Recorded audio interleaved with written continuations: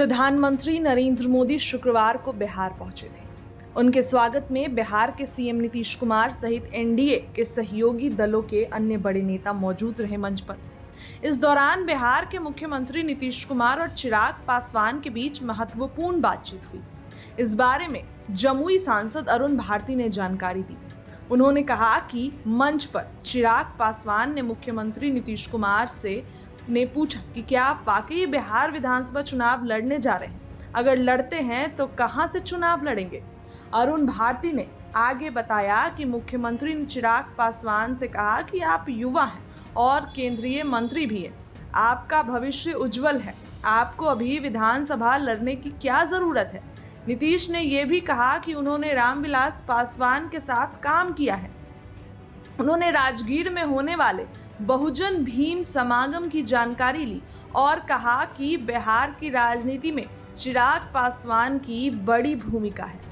चिराग पासवान ने कहा कि बिहार विधानसभा चुनाव की तैयारी उनकी पार्टी की तरफ से चल रही है।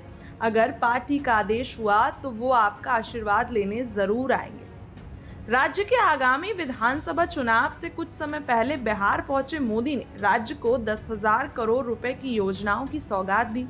उन्होंने रेल, पानी और बिजली से जुड़ी कई परियोजनाओं का शिलान्यास और उद्घाटन किया।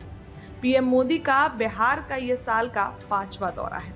ऐसे में उनकी इस यात्रा को बेहद अहम माना जा रहा है। पीएम मोदी उसी सिवान में पहुंचे थे जो लालू परिवार का गढ़ माना जाता है। इस दौरान पीएम मोदी ने आरजेडी और कांग्रेस पर भी निशाना साधा।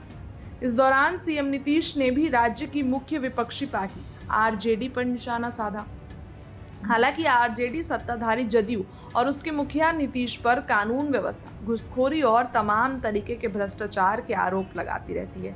लेकिन देखिए, नीतीश कुमार को इस बार फिर से कहीं ना कहीं इस चीज का डर है कि अगर चिराग पासवान विधानसभा चुनाव लड़ते हैं तो जो है उनकी पार्टी को नुकसान होगा। और जैसे पिछली बार हुआ था, आप सभी ने देखा, चिराग पासवान स्वतंत्र रूप से चुनाव लड़े और इसका पूरा जो डैमेज है वो नीतीश कुमार की पार्टी को हुआ। 115 सीटों पर जदयू ने लड़ा और जीती कितनी? मात्र 43 सीटें।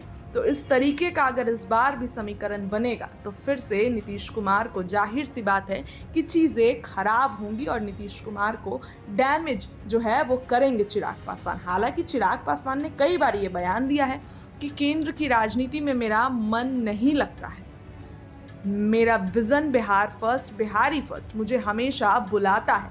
लेकिन ऐसे में अगर चिराग पासवान चुनाव लड़ते हैं, और हालांकि उन्होंने आरा के मैदान से ये बातें कही थी कि मैं चुनाव लड़ूंगा, लेकिन अभी तक सीटें डिसाइड नहीं है। सीट आप बोलिए, मैं उस सीटों पर चुनाव लड़ूंगा। चिराग पासवान ने यह फैसला जनता पर छोड़ा था। लेकिन अगर चिराग पासवान इस बार बिहार विधानसभा चुनाव लड़ेंगे तो फिर क्या होगा? क्या नीतीश कुमार फिर से कोई बड़ा कदम उठाएंगे?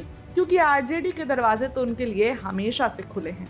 फिलहाल इस खबर के लिए इतना ही। आपको क्या लगता है हमें कमेंट में बताइए। चैनल को सब्सक्राइब करिए, वीडियो को लाइक करिए। इस तरह की अपडेट के लिए बने रहिए। बहुत बहुत धन्यवाद।